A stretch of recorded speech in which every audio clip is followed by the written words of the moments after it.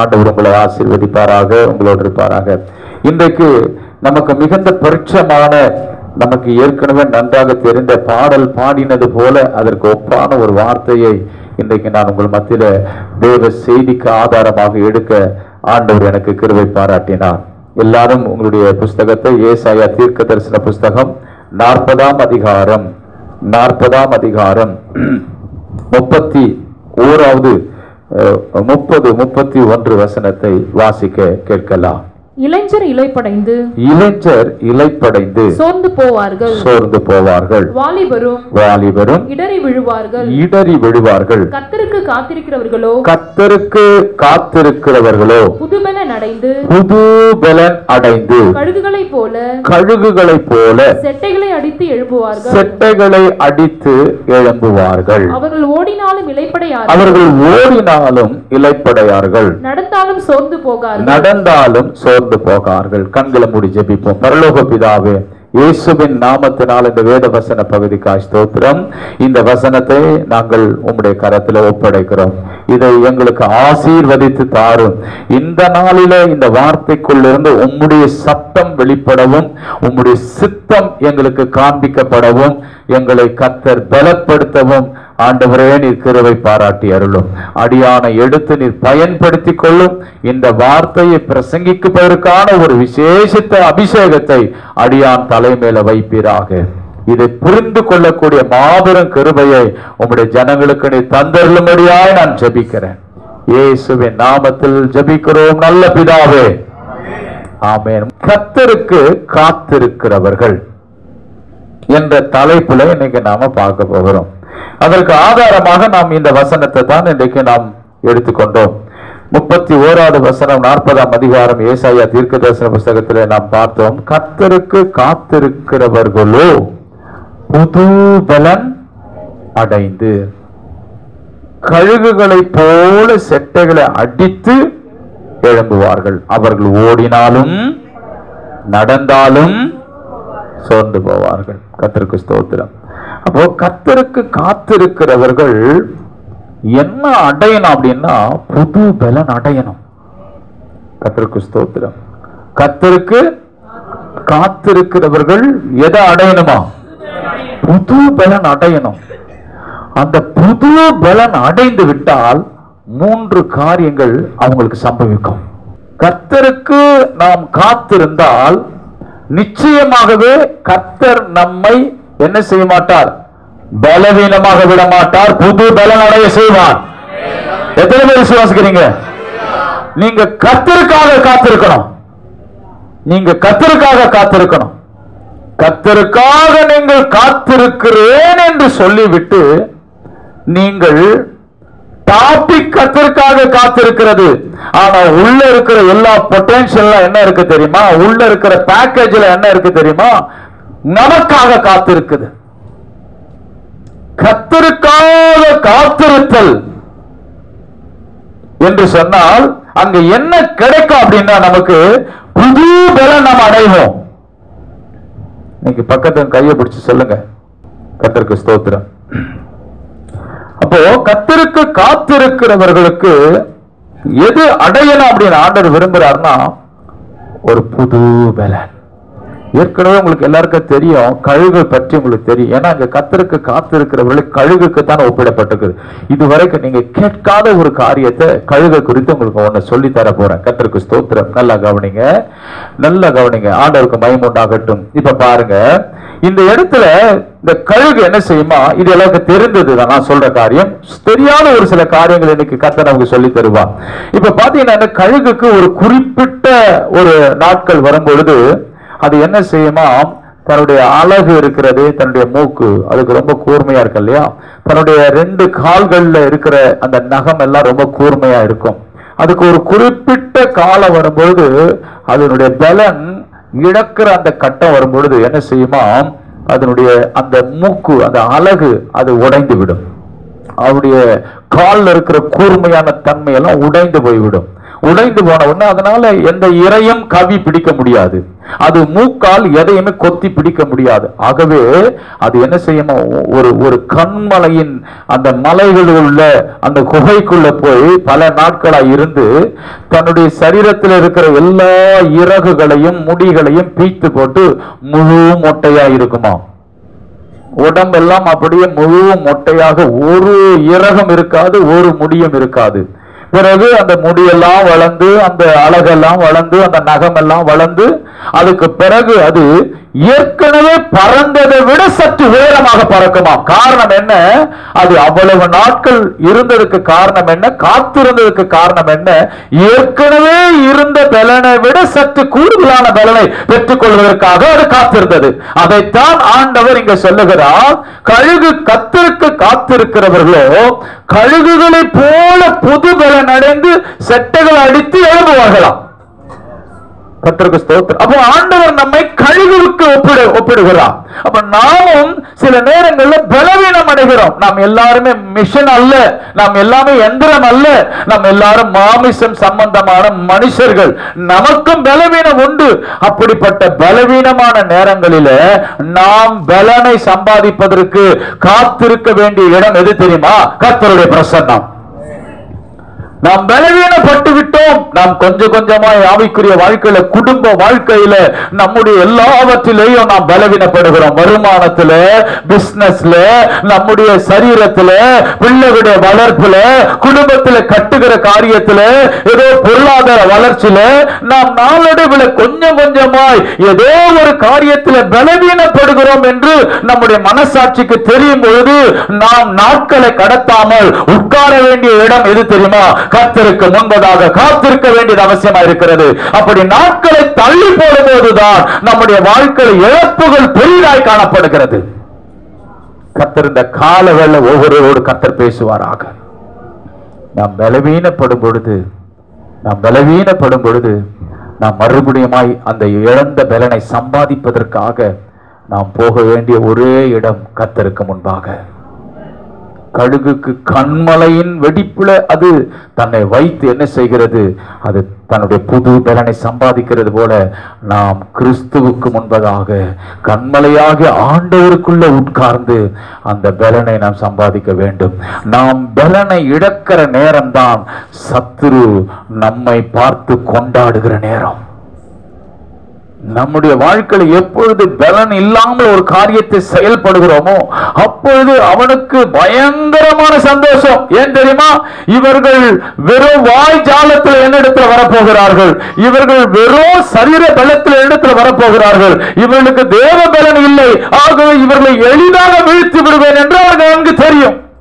கர்த்தருக்கு மகிமை உண்டாகட்டும். கழுகு எப்படி தன்னை முற்றிலுமாய் ஒன்றுமே இல்லாத அளவுக்கு எல்லாவற்றையும் பிடுங்கி எறிந்து போட்டு அது உட்கார்கிறதோ, உன்னுடைய நேரங்கள், உன்னுடைய வேலை, உன்னுடைய சூழல்கள் எல்லாத்தையும் தூக்கி எறிந்து விட்டு கர்த்தருடைய சமூகத்தில் காத்திரு. நீங்கள் தூக்கி போட வேண்டியதை தூக்கி போடாவிட்டால் அதற்கு பிறகு வருகிற இழப்புகளும் சேதாரங்களும் எண்ணிக்கை அடங்காததான் இருக்கும். ஆகவே கர்த்தருக்கு முன்பதாக காத்திருந்தால் ஆண்டவர் நமக்கு புது பலனை தருவார். பேசலாம். இந்த புது பலன் கழுகுக்கு எப்படி அது காத்திருந்து சம்பாதிக்கிறதோ அதே போல்தான் ஆதி அப்போஸ்தல காலகட்டத்தில் அப்போஸ்தலர் 2ஆம் அதிகாரத்தில் பரிசுத்த ஆவியானவர் மேல் வீட்டு அறையில ஊற்றப்பட்டார். 1ஆம் அதிகாரம் 8ஆம் வசனத்தில் ஆண்டவராகிய இயேசு கிறிஸ்து ஒலிவ மலையிலிருந்து பரலோகம் போவதற்கு முன்பாக அவர்களுக்கு சொல்லிக் கொடுத்து விட்டு போனார். நீங்கள் அப்போஸ்தலர் 1:8 என்ன சொல்லுகிறது? பரிசுத்த ஆவி உங்களிடத்தில் வரும், நீங்கள் பலனடைந்து கவுங்க. பரிசுத்த ஆவி உங்கள் மேல் வரும் பொழுது நீங்க என்ன செய்வீங்க?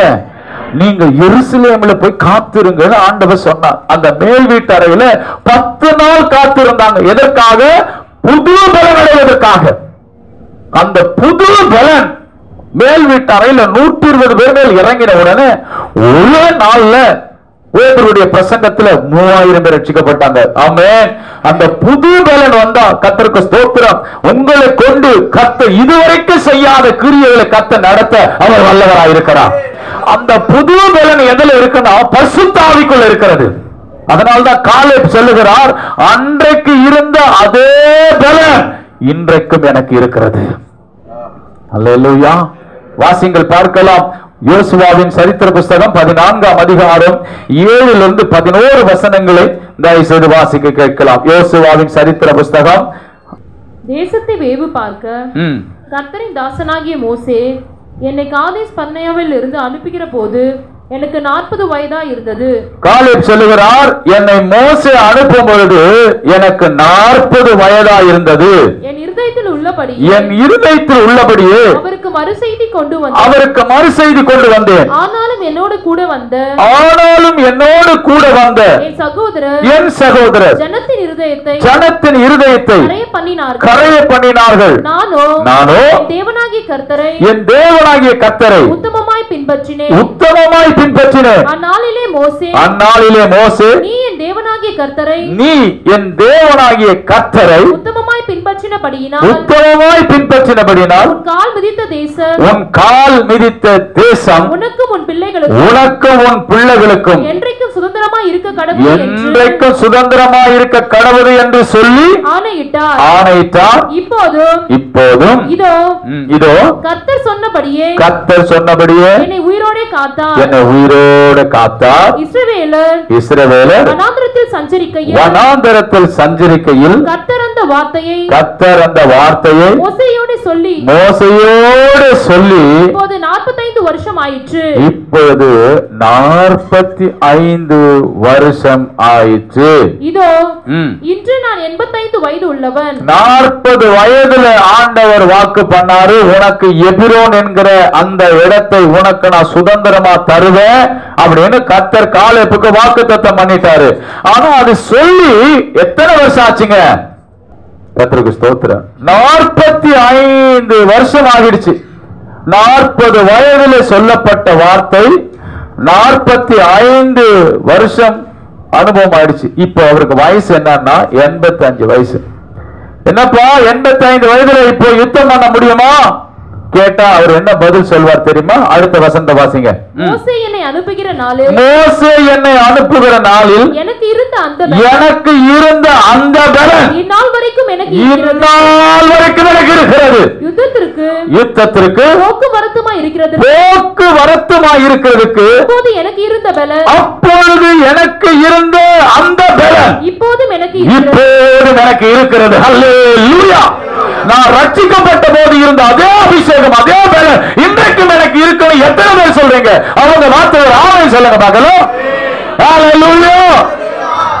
அந்த மனுஷன் சொல்றாரு, என்னை அனுப்புகிற நாளில் எனக்கு இருந்த அதே பலன். இப்போ 85 வயசு தாத்தா, அப்ப ஒரு வாலிபன். 40 வயசு வாலிபன். இப்ப அவருக்கு என்ன வயசுங்க? 85.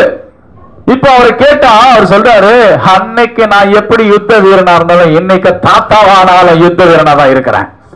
அல்லேலூயா. சொல்றாரு, நான் யுத்த வீரன், இன்னைக்கு நான் யுத்தம் பண்ணுவேன். ஆண்டவருக்கு மகிமையுண்டாகட்டும். இந்த பலன் உனக்கு எங்க இருந்து வந்ததுன்னு கேட்டா ஆண்டவரே சொல்லுவார் பாருங்க. என்னாகமம் 14:24 வாசிங்க. எங்க இருந்து இந்த பலன் உனக்கு வந்தது?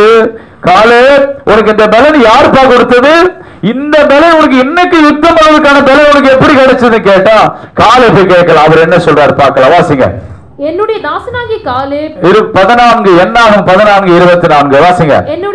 என்னுடைய தாசனாகிய காலேப் வேற ஆவியை உடையவனாய் இருக்கிறபடியினால என்னது வேற ஆவியை? அதனால தான் அப்போஸ்தலர் 1:8 வாசிக்கிறோம். பரிசுத்த ஆவி உங்களிடத்தில் வரும்போது நீங்கள் பலன் அடைந்து அந்த ஆவியை தான் காலேப் பெற்றிருக்கிறான். கர்த்தருக்கு ஸ்தோத்திரம். பரிசுத்த ஆவியின் அபிஷேகத்தை பெற்று விட்டாலே ஆண்டவருக்கு மகிமையுண்டாகட்டும், நீங்கள் புது பலன் அடைந்து விடுவீர்கள்.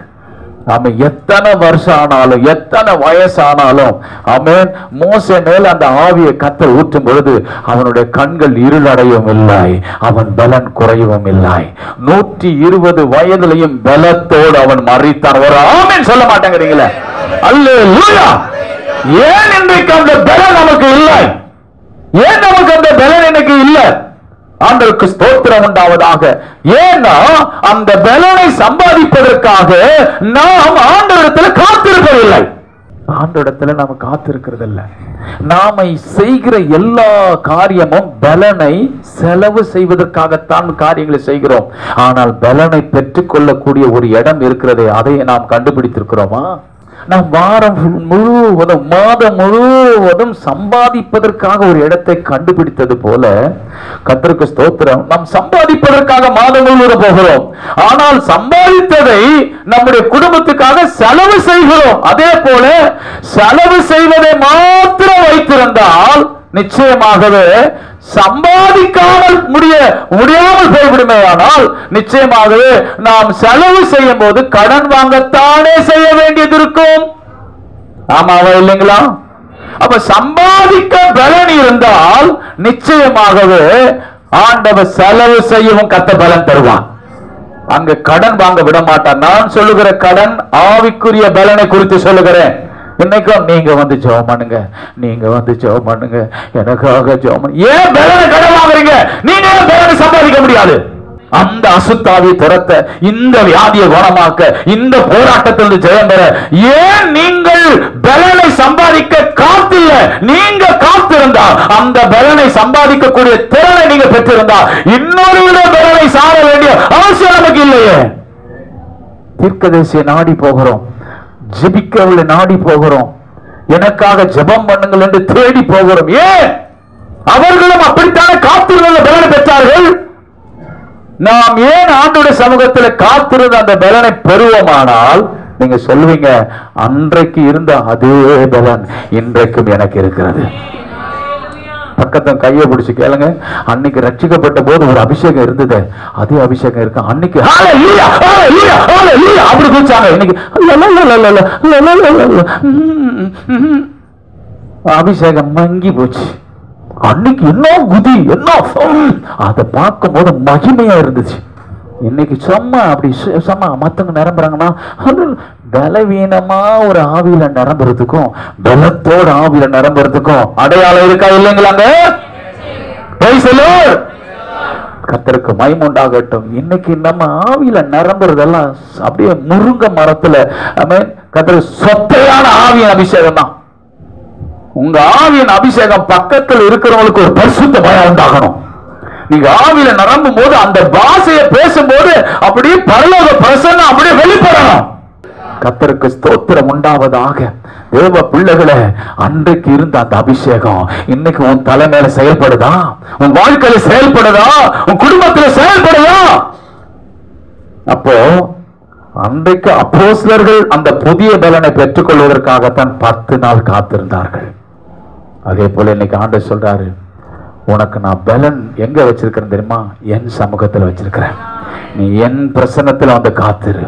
நீ என் பிரசன்னத்துல காத்திருந்தால் உனக்கு வேண்டிய அத்தனை பலனை நான் சம்பாதித்து வைத்திருக்கிறேன். சிலுவையில் எல்லா பலனை கத்த சம்பாதித்து வைத்து விட்டார். எல்லா பலனை கத்த சம்பாதித்து வைத்து விட்டார். நீங்க உங்க முழங்கால முடக்காம, நீங்க தேவ சமூகத்தில் தனித்திருந்து போய் பலனை சம்பாதிக்க முடியாமல் இருந்தால் கட்டாயம் நீங்கள் யாரோ ஒருவருடைய ஜபத்தை முழங்கால தான் சார்ந்திருப்பீர்கள். எல்லா விசுவாசிக்கலால் நடக்கும் அடையாளம், பாஸ்டர்கள் நடக்கும் அடையாளம். நீங்க பிசாசு துரத்தணுங்க, நீங்க வியாதிகளை குணமாக்கணுங்க. உங்களை உருவாக்குற வேலை தான் என்னுடையது. உங்களை ஊழியக்காரரா, உங்களை எல்லா விதத்திலையும் நீங்களும் இயேசுவை போல ஊழியக்காரனை போல செயல்படுவதை உருவாக்க வேண்டிய வேலை என்னுடையது. நானே பேரை துரத்துக்கிட்டு, நானே பிரசங்கம் பண்ணிக்கிட்டு, நானே வியாதிகளை குணமாக்கிட்டு அதுக்காக அல்ல. சமையல் வேலை பண்றவன் யாரு? தேவா. அவன் செய்யலிய அற்புதம், அவன் செய்யலிய காரியங்கள், இந்த அற்புத அதிசயம் யாரோ ஒருவர் பேர் ஓட்டுறாங்க, யாரோ ஒருவர் அற்புதம் செய்யறாங்க, யாரோ ஒருத்தர் குணமாக்குறாங்க. அவங்க என்ன பிளான் போடுறாங்க, அவங்க எப்படி ஏதாவது புஸ்தகத்தை படிக்கிறாங்களா, அந்த பேட்டர்ன் அல்லங்க. போ, கத்த சமூகத்துல போ, 10 நாள் பாஸ்டிங் போடு, 1 நாள் உபவாசம் போடு, 3 நாள் உபவாசம் போடு, காத்திரு, ஆண்டவர் பலனை தருவார். கத்திடத்துல பலனை பெற்ற பிறகுதான் அடுத்த 3 காரியத்தை கத்த உன் வாழ்க்கையில் செய்வார். அது இதே வசனத்தில் தான் இருக்கிறது. எல்லாரும் எடுத்துக் கொள்ளுவோம். ஆண்டவருக்கு மகிமை. கர்த்தரிடத்தில் பலனை பெறாமல் ஒரு தேவ பிள்ளையும் இந்த 3 காரியத்தில் செயல்படவே முடியாது. அப்படி செயல்பட்டால் ஆண்டவருடைய பலனா இருக்காது, அது பிசாசுடைய பலனாக இருக்கும். அது யாருடைய பலன்?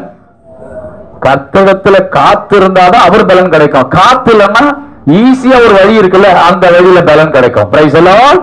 குறுக்க வழியில பலன் கிடைக்கும். குறுக்க வழியில பிசாசுகளுக்கு பலன் தருவான். ஆனா அது தேவ பலனை போல தெரியும். ஆனா அது எல்லாரும் ஏமாறலாம். ஆனா அபிஷேகம் பெற்றவன் ஏமாறவே மாட்டான். யாருக்குள்ள என்ன அபிஷேகம் இருக்குன்னு ஒரு மெய்ப்பனுக்கு தெரியும். இவங்க பாட்டு பாடுறவங்க, இவங்க ஆராதிக்கிறவங்க, இவங்க ஜெபிக்கிறவங்க, இவங்க வார்த்தையை பேசுறவங்க என்ற தாளந்து யாருக்குள்ள இருக்குன்னு ஒரு மெய்ப்பனுக்கு நன்கு தெரியும். ஆனா இதெல்லாம் வச்சுக்கிட்டு இருக்கிறது பிரயோஜனம் இல்ல. அதற்கான பிரயோகப்படுத்தக்கூடிய வல்லமையான ஒரு மகிமையான அபிஷேகத்தை, ஒரு பலனை தேவ சமூகத்துல காத்திருக்கணும். வாரத்துல ஒரு நாள் உங்களை உபாசிக்க முடியுதா? எல்லாருக்குள்ள கிருபை இருக்கு. பாட்டு பாடுற கிருபை இருக்கு, துதிக்கிற கிருபை இருக்குது, அவன் ஜெபிக்கிற கிருபை இருக்குது, அவன் மற்ற காரியங்களை நடத்துற கிருபை இருக்குது. இந்த கிருபை இருந்த போதாது, இந்த கிருபையை சைன் பண்ணக்கூடிய வல்லமை எதுல இருக்குது? காத்திருக்கிறதுல இருக்குது. ஒரு கோல்ட பூமியில எடுக்கிறான், ஒரு வைரத்தை எடுக்கிறான், எடுத்து அவன் பட்ட தீட்டுனாதாங்க அது மின்னும். நீங்க பிரகாசிக்கணும்னா, நீங்க வல்லமையான நபரா மாறணும்னா காத்திருங்க. மோசே 40 நாள் காத்திருந்தான். அவன் முகத்தை யாரும் பார்க்க முடியல. இன்னைக்கு உன் முகத்தை பார்க்கறதுக்கு பிடிக்கலன்றாங்களா? உன் முகத்தை பார்த்தாலே நரி முகத்தை முடித்தது போல சொல்றாங்களா? உன்னை எரிச்சலோடு பார்க்கறாங்களா? உன் முகம் கர்த்தர் பார்க்கக்கூடிய இடத்துக்கு போகவே ஆனால் உன் முக தரிசனத்தை நாடுவார்கள் ஐயா. இன்னைக்கு உன் முகத்தை கண்டாலே ஏன் எல்லாருக்கும் பிடிக்கல தெரியுமா? நீ கர்த்தருடைய முகத்தை நீ தேடல. நீ கர்த்தருடைய முகத்தை தேடி பார். உன் முக தரிசனத்தை அநேக நாடுவார்கள், உன்னை தேடி ஓடி வருவார்கள். நீ கர்த்தரிடத்தில் பலனை பெற்றுக்கொள். ஏசாயா தீர்க்கதரிசன புஸ்தகம் 40ஆம் அதிகாரத்துக்கு தயவு செய்து வாருங்கள். அதுல 3 காரியம் இருக்கிறது. கர்த்தருக்கு காத்திருக்கிறவர்களோ புது பலன் அடைந்து. எல்லாரும் சொல்லுங்க, கர்த்தருக்கு காத்திருக்கிறவர்களுக்கு என்ன கிடைக்கும்? எல்லாரும் சொல்லுங்க, என்ன கிடைக்கும்? புது பலன் கிடைச்சா நீங்க ஒரு புதிய விதத்துல தான் செயல்படுவீங்க. ஆமென். யாருமே புது பலனை வாங்கிட்டு பழைய மாதிரி செயல்பட மாட்டாங்க. எங்க அவன் அம்மாவா இல்லைங்களாங்க? கர்த்தருக்கு ஸ்தோத்திரம். ஒரு புது ட்ரெஸ் எடுத்துட்டீங்கன்னா அந்த ட்ரெஸ் போட்டா இப்படித்தான் நடக்கணும். சிலருடைய நடக்கை ட்ரெஸ்ஸுக்கு, புது ட்ரெஸ் இல்ல, புது ட்ரெஸ்க்கு ஏத்த மாதிரி நட மாறிடுச்சு. ஆண்டவருக்கு ஸ்தோத்திரம். சில செப்பல்லாம் புதுசா போட்டா அதுக்கு ஏத்த மாதிரி நட மாறும். பாத்தீங்களா? அதுக்கு முன்னாடி எப்படி வேணா போவோம். ஆனா புது செப்பல் போட்டா என்ன பாஸ்டர் நான் சொல்றது புது பேலன் சொல்றேன். புது பேலன் பெற்றுக்கிட்டீங்க, நீங்க புதிய ஆளா நீங்க நடப்பீங்க. ஆமென் சொல்லுங்க. மாதிரி கையை தட்டுங்க பார்க்கலாம். அல்லேலூயா, அல்லேலூயா. சரி, இந்த புது பலனை நீங்கள் கர்த்தருக்கு காத்திருந்து பெற்றுக்கொண்டால், அந்த பலனை பெற்ற பிறகுதான் முதலாவது செட்டைகளை அடித்து எழும்ப முடியும். அவர்கள்தான் எழும்புவார்கள், அவர்கள்தான் ஓடுவார்கள், அவர்கள்தான் நடப்பார்கள். இந்த 3 காரியம் கர்த்தருக்கு காத்திருக்கிறதுனால கிடைச்சிடாது. காத்திருந்து எதை பெறணும்? பலனை பெற்றாதான். கர்த்தருக்கு காத்திருக்கிறதுனால கிடையாது. ஒரு ஹோட்டலுக்கு போறீங்க, இந்த ஒரு அந்த நாட்கள் எல்லாம் பாத்தீங்கன்னா நம்ம வீட்டுக்கு பக்கத்திலேயே அந்த அம்மா இட்லிக்கார அம்மா இட்லி போடும். அது வெந்துகிட்டே இருக்கும். அந்த இட்லி சட்டியில வெந்துகிட்டே இருக்கும். கர்த்தருக்கு ஸ்தோத்திரம். நம்ம வெயிட் பண்ணிட்டே இருப்போம். டாய் சீக்கிரம்டா, அப்பா வேலைக்கு போனடான்னு சொல்லி அம்மா அவங்ககிட்ட தூக்க கொடுத்து இட்லி வாங்கிட்டு சொல்லியிருக்கோம். அங்க இருக்கிறவங்க ஆள் எல்லாரும் வாங்கிட்டு வெயிட் பண்ணி எனக்கு இட்லி கிடைக்கலன்னா அம்மா சும்மா இருக்குமா?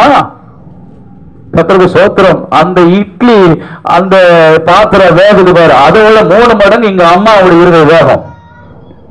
கர்த்தருக்கு ஸ்தோத்திரம் உண்டாகட்டும். காத்திருந்து ஒரு இட்லி கிடைக்கலனாலே கர்த்தருக்கு ஸ்தோத்திரம் எவ்வளவு கஷ்டமா இருக்கும். நீங்க ஆண்டவரிடத்துல வெயிட் பண்ணி பலன் பெற்றுக் கொள்ளாம நீங்க எதையாவது வெறும் அட்டெண்டன்ஸ் மாத்திரம், இன்னைக்கு நான் பாஸ்டிங் போட்டேன், இன்னைக்கு நான் 3 மணி நேரம் ஜெபிச்சேன் அப்படின்னு சொல்றது கிடையாது. புது பலனோட வெளியே வரலாம்.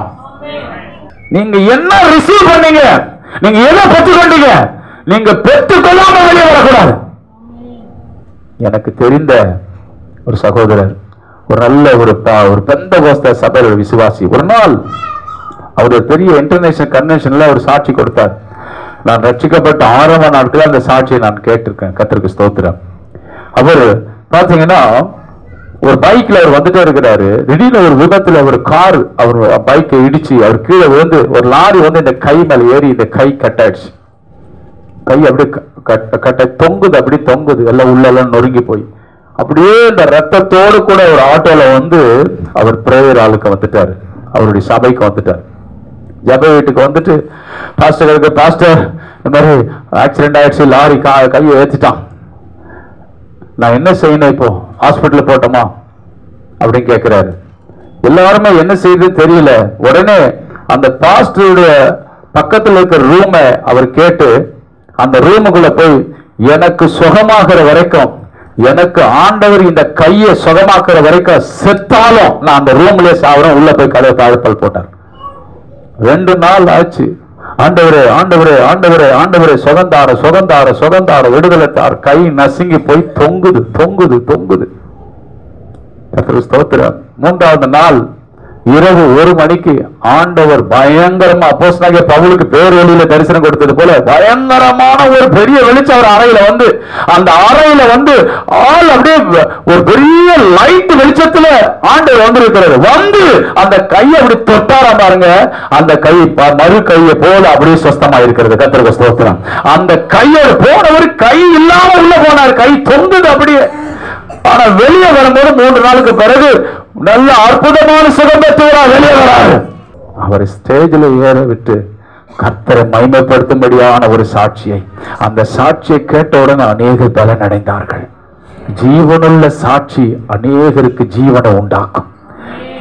அந்த பலனை எங்க கர்த்தர் வைத்திருக்கிறார்னா அவருடைய சமூகத்துல. அவருடைய சமூகத்துல நீங்கள் காத்திருந்தீங்கன்னா முதலாவது உங்களுக்கு ஆண்டவர் என்ன செய்வார் தெரியுமா? அந்த பலனை பெற்றுக்கொண்ட பிறகு கர்த்தர் உங்களை எழுப்புவார். கர்த்தர் உங்களை எழுப்புவார். 2வதாக நீங்கள் கர்த்தருக்கு காத்திருந்து அந்த பலனை பெற்றுவிட்டால் அவர்கள் ஓடுவார்கள். 3வது அவர்கள் நடப்பார்கள். அப்படித்தானே எழுதப்பட்டிருக்கிறது. சரி, கழுகுகளை போல செட்டைகளை அடித்து என்ன பண்ணுவாங்களாம்? எழும்புவாங்க. நல்லா கவனிக்கணும். இப்ப எல்லாரும் இப்ப கொஞ்சம் பிராக்டிக்கலா, இப்போ கழுகுகளை போல கர்த்தர் என்ன செய்யறாரு? கர்த்தருக்கு காத்திருக்கிறவர்களை கர்த்தர் என்ன செஞ்சிருக்கிறாரு? ஒப்பிட்டு இருக்கிறார். இப்ப பாருங்க, இந்த கழுகு ரொம்ப நாட்கள் நான் சொன்ன ஆரம்பத்துல போய் ஒரு மலை குகையில உட்கார்ந்துகிட்டு பலன் பெறுகிற வரைக்கும் காத்திருக்கும். அது பலன் பெற்று விட்டு பிறகு என்ன செய்யும்? அது அதுக்கப்புறமா செட்டையே அடிக்கும். அதுல அதனுடைய இறகுகள் எல்லாம் முளைத்த பிறகுதான் செட்டை அடிக்க முடியும். அது வரைக்கும் அதுக்கு என்ன கிருபை இருந்தாலும், அது எத்தனையோ எக்ஸ்பீரியன்ஸ் இருக்கும், எத்தனையோ மிருகங்களை தூக்கி இருக்கும், எத்தனையோ இறைகளை கவ்வி இருக்கும், எத்தனை எக்ஸ்பீரியன்ஸ் இருக்கும். இப்ப எக்ஸ்பீரியன்ஸ் எல்லாம் பலனை இழந்த பிறகு காட்ட முடியாது, பேச முடியாது. ஏற்கனவே பெற்ற பலனை விட இப்ப புது பலனை பெறணும்னா அது வெயிட் பண்ணணும். இப்ப பழைய காரியத்தை அது பேசவே கூடாது, பழைய அனுபவங்களை முன்னாடி கொண்டு வரக்கூடாது. ஏன்னா இப்ப எல்லாமே அதுக்கு புதுசா கிடைக்கணும். அதுக்கு அது காத்திருக்குது. காத்திருந்து இப்போ முழு மொட்டையா இருந்த அதனுடைய சரீரம் இப்ப கொஞ்சம் கொஞ்சமா முடி முளைக்குது, கொஞ்சம் கொஞ்சமா இறகெல்லாம் முளைச்சு அப்படியே வருது. அது எது வரைக்கும் காத்திருக்குன்னா அது செட்டைய அடிக்கிற வரைக்கும் காத்திருக்கணும். செட்டைய அடிச்சதுன்னா கண்டிப்பா அது மேல எழுப்போம். செட்டைய அடிக்கக்கூடிய அளவுக்கு அது காத்திருக்கணும். கர்த்தருக்கு ஸ்தோத்திரம். ஆமென். நல்லா கவனிங்க. இந்த கழுகை நீங்க நல்லா போய் பாருங்க. அது செட்டைய அடிச்சதுன்னா அப்படியே ஒரு கொஞ்சம் தூரம் டக்கு அப்படியே மேல போயிடும். அப்படி அடிக்குதுன்னா அது கொஞ்சம் மேல போயிடும், அடிக்குதுன்னா அது மேல போயிடும். கர்த்தருக்கு ஸ்தோத்திரம். நீங்க நல்லா கழுகை பாருங்க.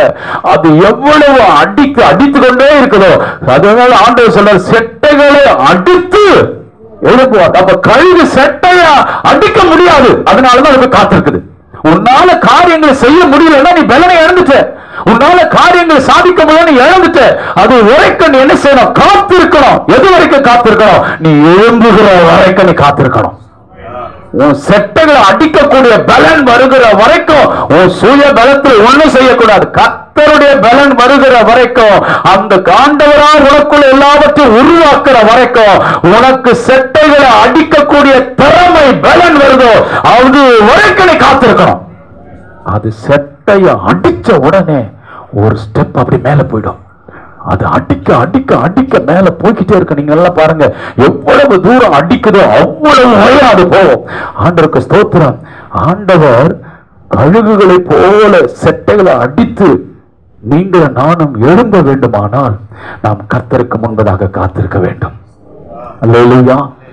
நல்லா பாருங்க, அது செட்டை நல்ல கழுகு பார்த்து உங்களுக்கு தெரியும். என்ன பாருங்க எல்லாரும், இந்த கழுகு இப்படி செட்டையை அடித்து அது அப்படியே மேல போகும்போது அதோட பார்வை பாத்தீங்கன்னா அதோட முகம் எப்படி தெரியுமா, இப்படியே இருக்கும். பாத்தீங்களா, இப்படியே பார்த்துக்கிட்டு அடிக்கும், இப்படியே பார்க்கும்.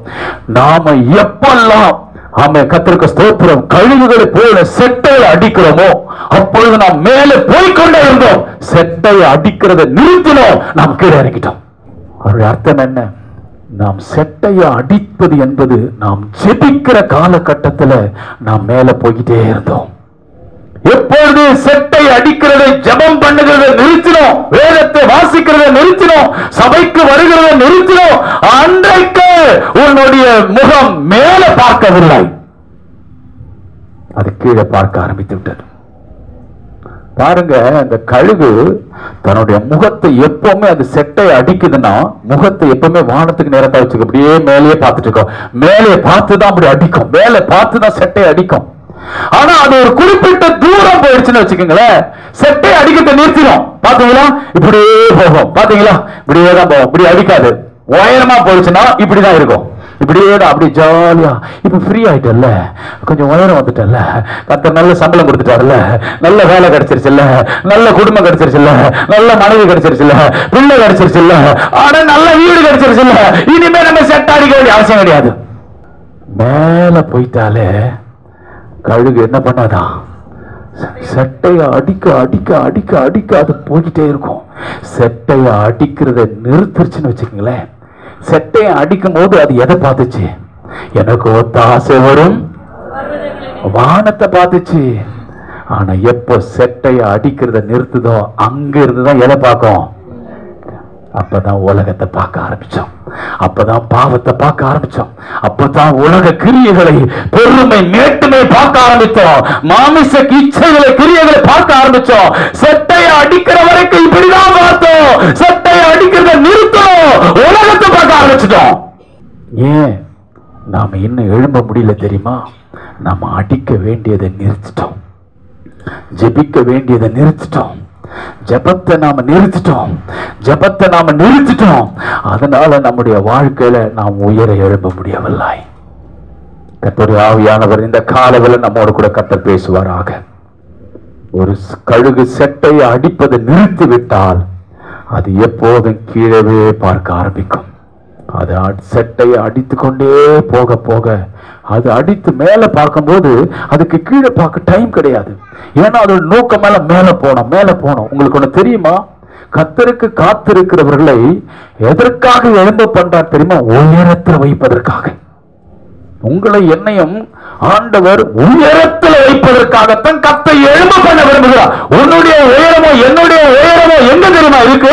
வாசிங்க சங்கீதம் 40 சங்கீதம் 1 முதல் 3 வசனங்களை வாசிங்க பார்க்கலாம். எங்க நம்முடைய உயரத்தை கர்த்தர் வைக்க விரும்புகிறார் தெரியுமா? வாசிங்க பார்க்கலாம். சங்கீதம் 40 1 2 3 வாசிங்க. கர்த்தருக்காக பொறுமையுடன் காத்திருந்து அவர் என்னிடமாய் சாய்ந்து என் கூப்பிடுதலை கேட்டார். பயங்கரமான குழியிலும் உளையான சேற்றிலும் இருந்து என்னை தூக்கி எடுத்தார். அல்லேலூயா. நான் கர்த்தருக்காக காத்திருந்ததுனால ஆண்டவர் என்னை தூக்கி எடுத்தார். ஐயா, சங்கீதக்காரன் தாவீது என்னை தூக்கி எடுத்தார். அப்பா, உன்னை தூக்கி உன்னை அடித்தாவ பாருங்க. கர்த்தருக்காக காத்திருந்தா ஒரு நாள் அவரே வந்துட்டாரு. காத்திருந்த இடத்துக்கு அவர் வந்துட்டாரு. வந்து நீ ஏன்பா இங்க இருக்கிற? நீ இருக்க வேண்டிய இடம் பள்ளத்தாக்கு இல்லப்பா, நீ இருக்க வேண்டிய இடம் இந்த சேரும் சகதிமான இடம் அல்ல, நீ இருக்க வேண்டிய இடம் அருவருப்பான இடம் அல்ல, இந்த குழி அல்ல. நீ இருக்க வேண்டிய இடம் தெரியுமா? யார் மனிதர்கள் வாசம் பண்ணுகிற அந்த இடத்திலும் அல்ல, எல்லாருக்கும் மேலாக மலையில உன்னை வைக்க விரும்புறேன், உன்னை உயரத்தில் வைக்க விரும்புறப்பா. மனிதர்களுடைய அந்த உயரத்துக்கு கூட அல்ல. ஆமென். கீழே கிடக்கிறான், கீழே இருக்கிறவன கர்த்தர் மேல மனிதர்கள் வாசம் பண்ணுகிற அந்த இடத்துல வைக்க வேண்டியது அங்கே கூட வைக்கல. கர்த்தருக்காக காத்திருக்கிறவர்களை கர்த்தர் எதற்கு எவ்வளவு உயரமா அவங்க எழும்ப பண்ணுவார் தெரியுமா? மனிதர்கள் இருக்கிற இடத்தை விட உயரமான இடத்துக்கு கர்த்தர் எழும்ப பண்ணுவார். பாருங்கள் அந்த வசனத்தை ஆண்டவர் சொல்கிறார், பயங்கரமான குழியிலும் உளையான சேற்றிலும் இருந்து என்னை தூக்கி எடுத்து. அல்லேலூயா. எப்போ அப்பா உன்னை தூக்கி எடுக்க வந்தாரு, எப்ப தூக்கி எடுக்க வந்தாரு, நான் கர்த்தருக்காக காத்திருக்க ஆரம்பிச்சிட்டேன். அல்லேலூயா. உங்களை யார் யாரோ தூக்கி எடுப்பாங்கன்னு சொல்லி கனவு காணாதீங்க. உங்களை கர்த்தர் தூக்கி எடுப்பார். உங்கள் வாழ்க்கையை கர்த்தர் தூக்கி எடுப்பார். உன் குடும்பத்தை கர்த்தர் தூக்கி எடுப்பார். உன் பிள்ளையுடைய எதிர்காலத்தை கர்த்தர் தூக்கி எடுப்பார். அப்படியானால் நீங்கள் யாரிடத்தில் காத்திருக்க வேண்டும்? கர்த்தரிடத்தில் பொறுமையாய் காத்திருங்கள். கர்த்தரிடத்துல பொறுமையாய் காத்திருந்தான் அவர் பாருங்க, அவன் கர்த்தருக்காக பொறுமையாக எங்க காத்திருக்கிறான்னு அந்த குழியில. இப்பொழுது நம்முடைய நிலைமை ஒருவேளை இப்படிப்பட்ட ஒரு குழியை போன்றிருக்கலாம். பாருங்க, அவன் கூப்பிடுறான். குழியில இருந்துகிட்டு அவன் கூப்பிட ஆரம்பிக்கிறான். என்ன கவனிக்கணும் எல்லாரும். அவன் குழியில இருந்துகிட்டு கர்த்தரை கூப்பிடுறான். அவன் கர்த்தரை கூப்பிடுறான். அப்படியானா ஆண்டவர் இருக்கிறது பரலோகத்துல. ஆனால் அதற்கு கீழே மனிதர்கள் வாழ்கிறார்களா? இவன் கூப்பிடுற சத்தம் எந்த மனிதருக்கு கேட்டிருக்காரா? நான் கேட்கிறேன், நீங்கள் கர்த்தருக்காக காத்திருக்கும் போது எந்த மனிதனுடைய சத்தமும் உன்னுடைய சத்தம் எந்த மனிதனுடைய செவிக்கு போகாதபடி கர்த்தரை தடை செய்வார். ஏன் தெரியுமா? அவர் ஒருவரே உன்னை தூக்கி எடுக்க விரும்புகிறவர். அவர் ஒருவரே உன்னை உயரத்தில் வைக்க விரும்புகிறவர். அவர் வருவாரானால் இந்த உலகத்துக்கு எந்த மனிதனுடைய உயரத்துக்கும் மேலான உயரத்தில் வைத்து விடுவார். பாருங்கள், தாவீது சொல்லுகிறார், அவர் பயங்கரமான குழியில உளையான சேற்றிலும் என்னை தூக்கி எடுத்து என் கால்களை எங்க வைத்துட்டாரு? அல்லேலூயா. ஒரு சமமான இடத்துல அல்ல, எல்லா மனிதனுக்கும் மேலான இடத்துல கர்த்தர் வைத்து விட்டார். அல்லேலூயா. கர்த்தருக்காக நீங்க காத்திருந்தீங்கன்னா முதலாவது கர்த்தர் என்ன செய்வார் தெரியுமா? உங்களை செட்டையை அடித்து எழும்ப பண்ணுவார். கர்த்தர் உங்களை எழும்ப பண்ணுவார். உங்களை ஒரு நாளும் அங்கே விட்டு விட மாட்டார். காலமெல்லாம் இந்த கோயில தான் இருக்கணுமா? காலமெல்லாம் இதுதான் என்னுடைய வாழ்க்கையா? இல்ல. நீ காத்திருப்பது குடும்பத்துக்காக இருக்கக்கூடாது. நீ காத்திருப்பது மனுஷனுக்காக இருக்கக்கூடாது. நீ காத்திருப்பது யாரோ ஒருவருக்காக இருக்கக்கூடாது. நீ காத்திருக்கிறது கர்த்தருக்காக இருக்கணும். அந்த குழியில கூட, அந்த பயங்கரமான உளையான சேற்றில கூட அவன் என்ன முறுமுறுக்கல. ஆனா யாரை நோக்கி கூப்பிட்டானா? கர்த்தரை நோக்கி கூப்பிட்டான். அல்லேலூயா. கர்த்தருக்கு ஸ்தோத்திரம். புலம்ப கூடாது. இந்த வார்த்தை நன்கு பாருங்கள். அவர் என்ன சொல்கிறார்? கர்த்தருக்காக பொறுமையுடன் காத்திருந்தேன் என்று சொல்லாமல் அவர் என்னிடமாய் சாய்ந்து. அப்படியான அந்த குழியில அந்த சேற்றில் இருக்கும்போது இவர் கூப்பிட்டுக்கிட்டே இருந்திருக்கிறார். கர்த்தரை கூப்பிட்டுட்டே இருக்கு. ஆண்டவரே என்னை தூக்க மாட்டீங்களா? என்னை எழுப்ப மாட்டீங்களா? என்னை தூக்கி எடுக்க மாட்டீங்களா? எனக்கு ஒரு செட்டையை தர மாட்டீங்களா? நானும் மற்றவர்களை போல பறக்க எனக்கு கிருபை தர மாட்டீங்களா? அப்படின்னு சொல்லி அவன் கூப்பிட்டுட்டே இருந்திருக்கிறாரு. ஆண்டவர் அவருடைய கூப்பிடுதலை கேட்டார். ஆண்டவர் எங்க இறங்கி வந்தார் தெரியுங்களா? எந்த வழியாக மனிதர்கள் அந்த குழியில கிடக்கிறதை பார்த்தார்களோ, இந்த குழி தான் அவனுக்கு கதி, இந்த குழிதான் சிஸ்டர் உனக்கு வாழ்க்கை, இந்த குழியிலிருந்து மேலே வர மாட்டேன்னு உன்னை யாரெல்லாம் ஏழமா இருந்த இடத்துல பார்த்துட்டு போனாங்க, அந்த இடத்துக்கு தான் நீ யாருக்காக காத்திருக்கிறாயோ அவர் இறங்கி வருகிறார். அல்லேலூயா. மனிதர்கள் உன்னையும் என்னையும் பார்த்து ஏளனமாய் நீ இருக்கிற நிலைமையை பார்த்து பேசினார்களா? ஆனா நீ கர்த்தருக்காக அந்த நிலைமையில காத்திரு. ஆண்டவர் உன்னிடமாய் சாய்ந்து நீ இருக்கிற குழியிலிருந்து உன்னை தூக்கி, கர்த்தருக்கு ஸ்தோத்திரம், அப்படி விடுவாரு. அப்படியே நீ செட்டையை அடித்து உனக்குரிய அந்த உயரமான இடத்துல அவர் கொண்டு போய் வைப்பார். எத்தனை பேர் விசுவாசிக்கிறீங்க? பாருங்க, அந்த வார்த்தையை வாசிச்சு அடுத்து பாருங்க, என் கால்களை கண்மலையில நிறுத்தி என் அடிகளை என்ன செய்யறாரு? உறுதிப்படுத்தி. ஏன் உறுதிப்படுத்தின அடிகளை? ஏங்க அடிகளை உறுதிப்படுத்தணும்? திரும்பவும் அந்த இடத்துக்கு நான் வந்துடக்கூடாது. அதனால நல்ல ஸ்ட்ராங்கா ஒரு ஆப்பு வச்சு அடிச்சிடுறாரு. கர்த்தருக்கு ஸ்தோத்திரம். ஆமென். இனிமே நீ ஸ்லிப் ஆகி வரக்கூடாது. இது உனக்கு நிரந்தரமான உயர்வு. அல்லேலூயா. இனி நீ இந்த உயர்வை விட்டு நீ கீழே வரவே கூடாது. இந்த குழியில வரக்கூடாது. இந்த சேற்றில வரக்கூடாது. இது உனக்கு நிரந்தரமான உயர்வு. அல்லேலூயா. அப்படி சொல்லிவிட்டு அடுத்த வார்த்தை சொல், நமது தேவனை துதிக்கும் புது பாட்டை அவர் என் வாயிலே கொடுத்தார். அல்லேலூயா. வாயில பாட்டை கொடுத்து புலம்பல் பாட்டை பாடினவன் இப்போது கர்த்தரை துதிக்கிற பாட்டோடு வருகிறான். கர்த்தர் உங்களை உயரத்துல தூக்க தூக்க உங்கள் வீடுகளில் ரட்சிப்பின் கம்பீர சத்தம் உண்டாகும். நீதிமானுடைய கூடாரங்களில் என்ன சத்தம் உண்டாகும்? கூக்குரல் சத்தம் அல்ல, ரட்சிப்பின் கம்பீர சத்தம் உண்டாகும். ஏனென்றால் நீ கர்த்தருக்காக காத்திருக்கிறாய். நான் உங்களுக்கு இந்த காலவேளை தீர்க்க தரிசனமாய் சொல்லுகிறேன், உன் வாழ்க்கையில உன் குடும்பத்துல எவரும் எட்டாத உயரத்துல கர்த்தர் உன்னை வைக்க வல்லவராயிருக்கிறார். நீங்கள் நினைக்கலாம், யாரும் இல்லாத பள்ளத்துல நான் இருக்கிறேன் ஆண்டவரே, என் குடும்பத்திலே வம்சத்திலே யாருமே இப்படிப்பட்ட ஒரு கீழான இடத்துல இல்லையே, நான் இருக்கிறேனே. ஆனா நீ கர்த்தருக்காக காத்திரு. யாரும் இல்லாத அந்த பள்ளத்தாக்கில் இருந்து தூக்கி எடுத்து யாருமே இல்லாத உயரத்துல உன்னை கொண்டு போய் கர்த்தர் வைப்பார் ஐயா. ஒரு ஆண்டவர் உயர்த்தி வைப்பார் ஐயா. அதை தடை செய்ய யாரால முடியாது. எத்தனை பேர் விசுவாசிக்கிறீங்க? நான் இன்னைக்கு கர்த்தருடைய நாமத்தினால நாளுக்கு ஆவியின் நிறைவோடு நான் சொல்றேன், நீ எந்த இடத்துல நீ தள்ளப்பட்டாயோ அதே இடத்துல உன்னை கர்த்தர் உயர்த்தி வைப்பதற்கு அவர் வல்லவராயிருக்கிறார். விசுவாசிக்கிறீங்களா? விசுவாசிக்கிறீங்களா? அவங்க மாத்திர கைகளை உயர்த்தி ஒரு அல்லேலூயா சொல்லுங்க பார்க்கலாம். ஹல்லேலூயா, ஹல்லேலூயா. ஆண்டவருக்கு ஸ்தோத்திரம் உண்டாவதாக. பிரியமானவர்களே, யாரும் இல்லாத உயரத்துல கர்த்தர் உன்னை கொண்டு போய் வைக்க போகிறார். அதற்கு நீங்கள நான் என்ன செய்யணும்? கர்த்தருக்கு எது வரைக்கும் காத்திருக்கணும்? அந்த தாவீதுக்கு அந்த பலனை பெறுவதற்கு வரைக்கும் அவர் காத்திருந்தான். அது வரைக்கும் உங்களுக்கு இன்சல்ட் பண்ணுவாங்க, அது வரைக்கும் அவனை அவமானப்படுத்துவாங்க, அது வரைக்கும் அவன் நிலைமையை குறித்து தவறான பேசிட்டு இருப்பாங்க. இதெல்லாம் எதற்காகனா நீ காத்திருக்கிற டைம். இதெல்லாம் இந்த காத்திருக்கிற டைம்ல பேசுவதற்கு டைம் கொடுப்பாரு. பேசு பேசு பேசு, நீ காத்திருக்கிற, நீ பேசு. அல்லேலூயா. ஆனா காத்திருக்கிற நேரம் முடியும் போது கர்த்தர் ஒரு நாள் எழுப்புவார், எல்லாருக்கும் மேலாக உயர்த்துவார், எல்லாருடைய தலைக்கு மேலாக உயர்த்துவார். எத்தனை பேர் விசுவாசிக்கிறீங்க? ஹல்லேலூயா, ஹல்லேலூயா சொல்லுங்க. பள்ளத்திலிருந்து கர்த்தர் என்னை மலைக்கு மேலாக உயர்த்த போகிறார். ஆமென். எனக்கு இதுல ஒரு காரியத்தை நான் என்னுடைய உள்ளத்துல நான் இப்படியாக யோசிக்க ஆரம்பிச்சேன். அந்த மனிதன் பள்ளத்தாக்குல கிடக்கிறான், உளையான சேற்றுல கிடக்கிறான்.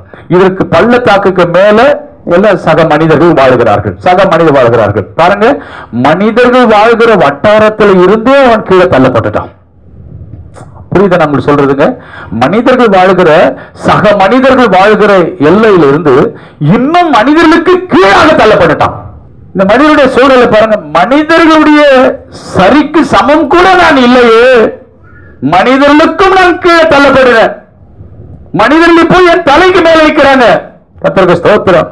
ஆனா வேத வசனம் ஒன்று சொல்ல தெரியுமா உங்களுக்கு? சங்கீதம் 66:12 வாசிங்கள் பார்க்கலாம்.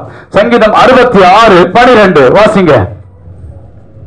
கர்த்தருடைய ஆண்டவர் உங்களிலே யாரோ ஒரு சிலருக்கு இந்த வார்த்தை கர்த்தர் சொல்லுகிறதாக நான் இந்த ஆவியில நான் இதை நிச்சயிக்கிறேன். கர்த்தர் உங்களோடு கூட பேசுகிறார். வாசிங்கள் பார்க்கலாம். 12ஆம் வசனம். மனுஷரை எங்கள் தலையின் மேல் ஏறி போக பண்ணினீர். ஏன்னா மனிதர்கள் எல்லாம் மேல இருக்கிறாங்க, நானும் கீழே இருக்கிறேன், நானும் பள்ளத்தாக்குல கிடக்கிறேன், எல்லா மனிதர்களும் எனக்கு மேல இருக்கிறாங்க. இப்ப ஆண்டவர் சொல்றாரு, ஏன் இந்த நிலைமையை நான் உனக்கு அனுமதித்தேன் தெரியுமா?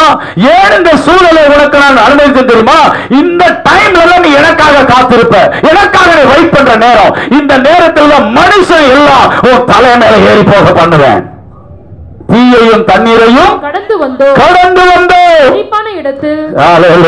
செழிப்பான இடத்தில் எங்களை கொண்டு வந்து விட்டீர் ஆண்டவரே. அல்லேலூயா. செழிப்பான இடம் எங்க இருக்குன்னு எனக்கு தெரியாது ஆண்டவரே, நீங்க வந்தாதானே என்ன செழிப்பான இடத்துல கொண்டு போய் விட முடியும். நீங்க வர, அதுக்காக நான் காத்திருக்கிறேன் ஆண்டவரே. நீங்க வருகிற வரைக்கும் அந்த குடியில, அந்த பயங்கரமான இடத்துல நான் வெயிட் பண்றேன் ஆண்டவரே. நீங்க வந்தீங்கன்னா மனிதர்கள் இருக்கிற இருப்பிடத்தில் என்ன வைக்க மாட்டீங்க, அந்த மனிதருடைய இருப்பிடத்திற்கு மேலாகவே என்ன தூக்கி வைப்பீங்க ஆண்டவரே. எத்தனை பேர் விசுவாசிக்கிறீங்க? கையை தட்டி ஆவியில ஆண்டவருக்கு ஒரு நன்றி சொல்லுவாங்க. ஹல்லேலூயா, ஹல்லேலூயா, ஹல்லேலூயா. இரண்டாவதாக, கர்த்தருக்கு காத்திருந்தால் அவர்கள் செட்டைகள் அடித்து எழும்போது மாத்திரம் அல்லாமல் கர்த்தருக்கு காத்திருக்கிறவர்கள் அவர்கள் என்ன செய்வார்களாம்? வேதம் சொல்லுகிறது, 40:31. கர்த்தருக்கு காத்திருக்கிறவர்களோ புதுபலன் அடைந்து கழுகுகளைப் போல செட்டைகளை அடித்து எழும்புவார்கள். அவர்கள் ஓடினாலும் இளைப்படையார்கள். நடந்தாலும் சோர்ந்து போகார்கள். இரண்டாவதாக அவர்கள் ஓடினாலும் இளைப்படையார்கள். கர்த்தருக்கு ஸ்தோத்திரம். ஆமென். அவங்க ஓட்டத்தை யாராலும் தடை செய்ய முடியாது. நீங்க கர்த்தருக்காக காத்திருந்தா நீங்க எழும்புவதை யாரும் தடை செய்ய முடியாது. நீங்க கர்த்தருக்காக காத்திருந்தீங்கன்னா நீங்க ஓடுகிற ஓட்டத்தை யாராலும் தடை செய்ய முடியாது. மாந்திரிகமோ பில்லி சூனியமோ பொறாமையோ எந்த விதமான பொல்லாத மனிதர்களோ உன் வாழ்க்கையின் ஓட்டத்துல ஆண்டவர் உனக்கு வைத்திருக்கிற அந்த ஓட்ட பந்தயத்தை தடை செய்ய எவனால முடியாது. நீ கர்த்தருக்காக காத்திருப்பாயானால் ஓட்டத்தை எவனும் தடை செய்ய முடியாது. எத்தனை பேர் விசுவாசிக்கிறீங்க? உன் குடும்பத்துக்குன்னு ஆண்டவர் ஒரு ஓட்டத்தை வைத்திருக்கிறார். உன் பிள்ளைக்குன்னு ஆண்டவர் ஒரு ஓட்டத்தை வைத்திருக்கிறார். உனக்கென்று பிரத்யேகமாக விசேஷமாக ஒரு ஓட்டத்தை வைத்திருக்கிறார். அந்த ஓட்டத்தை நீ ஓடி முடிக்கிற வரைக்கும் ஆண்டவர் உனக்கு துணையாக இருப்பார். உன் ஓட்டத்தை ஒருவன் தடை செய்ய முடியாது. கர்த்தருடைய ஆவியானவர் இந்த காலவெல்ல உன்னோடு முகமுகமாய் பேசுகிறதை நான் அறிவேன். நீ ஓடுவாய். உன் ஓட்டத்தை யாரும் தடை செய்ய முடியாது. பலவீனம் உன் ஓட்டத்தை தடை செய்ய முடியாது. குடும்பம் உன் ஓட்டத்தை தடை செய்ய முடியாது. பிசாசு ஓட்டத்தை தடை செய்ய முடியாது. எதிர்ப்புகள் ஓட்டத்தை தடை செய்ய முடியாது. எதுவுமே ஓட்டத்தை தடை செய்ய முடியாது. ஏனென்றால் உன்னை எழுப்புகிறவர் யார் தெரியுமா? நீ யாருக்காக காத்திருந்தாயோ அவரே உன்னை ஓட பண்ணுகிறார். ஒரு மனிதன் உங்களுக்கு நான் காண்பித்து கொடுக்கிறேன். 1 ராஜாக்கள் 18ஆம் அதிகாரத்துல 1 ராஜாக்கள் புஸ்தகம் 18ஆம் அதிகாரம் வேகமா எல்லாரும் வேத புத்தகத்தை திருப்பி பாருங்கள். 1 ராஜாக்கள் 18ஆம் அதிகாரம் அதுல நீங்கள் 42 இருந்து 46 வசனங்களை வாசிக்க கேட்கலாமா? வாசிங்க பார்க்கலாம். ஆகா போஜனபானம் பண்ணும்போது பின்பு எலியா கர்மேல் பர்வதத்தினுடைய சிகரத்தின் மேல் ஏறி சிகரத்தின் மேல் ஏறி தரையிலே பணிந்து தன் முகம் தன் முழங்காலில் பட குனிந்து தன் ஊழியக்காரனை நோக்கி நீ போய் சமுத்திரமுகமாய் பார் என்றான். அவன் போய் பார்த்து ஒன்றுமில்லை என்றான். நீ இன்னும் 7 தரம் போய் பார் என்றான். 7ஆம் தரம் இவன் இதோ சமுத்திரத்தில் இருந்து ஒரு மனுஷனுடைய உள்ளங்கை அத்தனை சிறிய மேகம் எழும்புகிறது என்றால் அப்பொழுது அவன் நீ போய் ஆகாபை நோக்கி மழை உம்மை தடை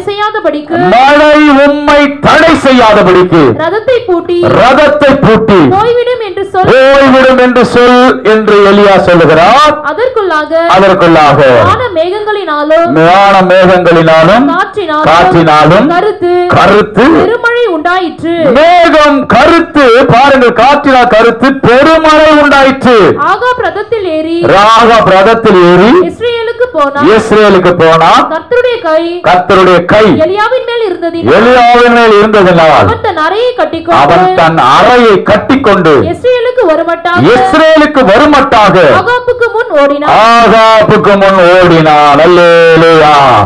எலியா ஓடினான். இந்த வார்த்தையை கொஞ்சம் வாசிக்கும் போது நீங்க உங்களுக்கு ஒரு புது பலன் வரணுங்க. உங்களுக்கு கர்த்தருக்கு ஸ்தோத்திரம்.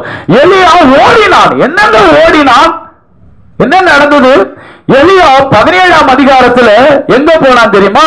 அங்க தேசத்துல 3 வருஷம் பழைய மழையும் பனியும் கிடையாது. ஆகவே தண்ணீரும் கிடையாது, ஒன்னவிடைய விளைச்சல் கிடையாது, ஒரு அறுவடையும் கிடையாது. ஆகவே கேரி தாத்தங்களை போய் உட்கார்றாரு. கேரி தாத்தங்கள்ல ஆண்டவர் காகத்து மூலமா அப்பம் இறைச்சம் கொடுத்தாரு. கேரி தாத்தங்களுக்கு தண்ணீர் என்ன ஆயிடுச்சு? அவன் தண்ணி குடிச்சியே ஆட்டையே வச்சு பண்ணிட்டான். அடுத்தது ஆண்டவர் எங்க அனுப்புறாரு? அங்க இருந்து பல கிலோமீட்டர். இப்ப எங்க போனோம்?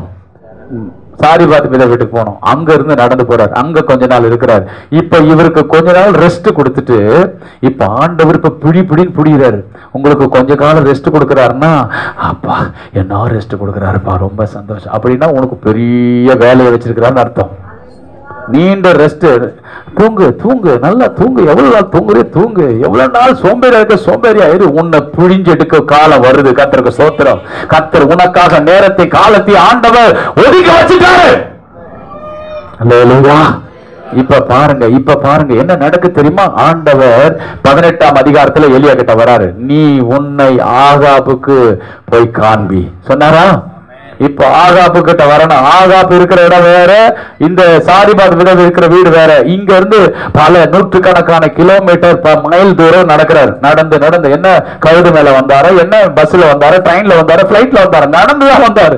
இங்க இருந்து நடக்கிறாரு. கர்த்தருக்கு ஸ்தோத்திரம். கவனிங்கள், அங்க இருந்து நடந்து நேரம் கர்மேல் மலைக்கு போறாரு. அங்க இருந்து எல்லா பாகால் தீர்க்கதரிசிகள் இயேசுபேல் பந்தியில சாப்பிடுற விக்கிரக ஆராதனை பூசாசாரிகள் எல்லோரும் சேலஞ்ச் விடுறாரு இஸ்ரவேல் மக்களுக்கு. கர்த்தர் தெய்வமானால் கர்த்தரை சேவியுங்கள், பாகால் தெய்வமானால் பாகாலுக்கு பலியிடுங்கள் சொல்றாரு.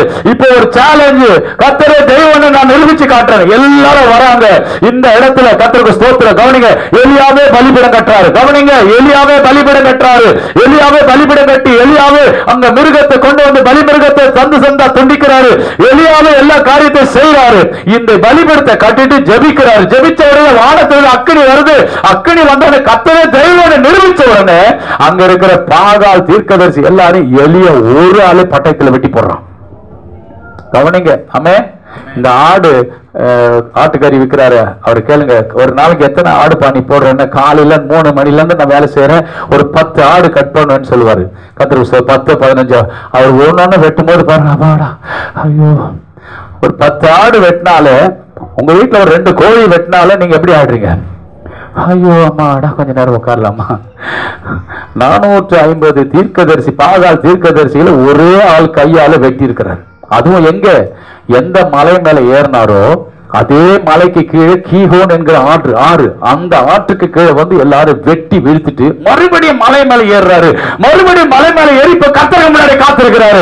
முழங்கால் போட்டு தன்னுடைய முழங்கால் நெற்றி முழங்கால படக்கூடிய அளவுக்கு தன்னை சுருக்கி ஒடுக்கி ஆண்டவர் சமூகத்துல பணிந்து குனிந்து முழங்கால் போடுறாரு. முழங்கால் போட்டு ஜெபம் பண்ணி, உள்ளங்கை மேகம் வருதா போய் பார்ப்பா. 7வது முறை போய் பார்க்கலாம், மேகம் வருது. போய் ஆகாபு சொல்லு, ரதத்தை ரெடி பண்ணு, உன் வீட்டுக்கு போ, பெருமழை வரப்போகுது. கர்த்தருக்கு ஸ்தோத்திரம். நல்லா கவனிங்க. இப்ப கர்மேல் பர்வதத்துல இருந்து ஆகாப்பு வீட்டுக்கு இஸ்ரவேல்ல ஆகாப்புடைய அரண்மனை இருக்கிறது. கவனிங்கள், ஆகாப்புடைய அரண்மனைக்கு இந்த கர்மேல் மலைக்கு 18 கிலோமீட்டர். 18 கிலோமீட்டர். இப்ப ஆகாப் ரதத்தை ரெடி பண்ணிட்டாரு. அதுக்குள்ளாக மேகம் கருத்து பெருமழை பெய்ய ஆரம்பித்தது. இப்போ ஆகாப் ரதத்துல ஓடுறாரு. கர்த்தருக்கு ஸ்தோத்திரம். ஆனா வேதம் என்ன சொல்லுகிறது தெரியுமா? கர்த்தருடைய கை எலியாவின் மேல் இருந்ததினால் 46ஆம் வசனம், அவன் தன் அறையை கட்டிக்கொண்டு இஸ்ரவேலுக்கு வருமட்டாக, ஆகாபுடைய அரண்மனைக்கு வருமட்டாக அந்த 18 கிலோமீட்டர் ரதத்துக்கு முன்பதாக எலியா வேகமாய் ஓடுகிறான். அரசாங்கத்தின் திட்டத்துக்கு முன்பதாக ஆவிக்குரியவன் வேகமாய் ஓட வேண்டும். ஆகாப்புக்கு முன்பதாக எலியா ஓடுகிறான். அரசாங்கம் எத்தனை திட்டம் ஓடட்டும், சுவிசேஷம் அறிவிக்க கூடாது, ஆத்துமாக்களை சபைக்கு கொண்டு வரக்கூடாது, எத்தனை திட்டம் ஓட, அந்த ரதத்துக்கு முன்பதாக ஆவியானவர் உனக்குள் இருக்கிறார் ஐயா. இந்த ரதம் உன்னை வேகமாய் கொண்டு போகும் ஐயா. நினையாத நேரத்தில் உன் மனம் அமினதாபின் ரதம் போல நீ மாற வேண்டும். அமினதாபின் ரதம் எப்படி தெரியுமா? அவன் கண்ண மூடி கண்ணு போயிடுவான். கர்த்தருக்கு அவ்வளவு பேர் போனோம் அமினதாபனுடைய ரதம். கர்த்தருக்கு ஸ்தோத்திரம்.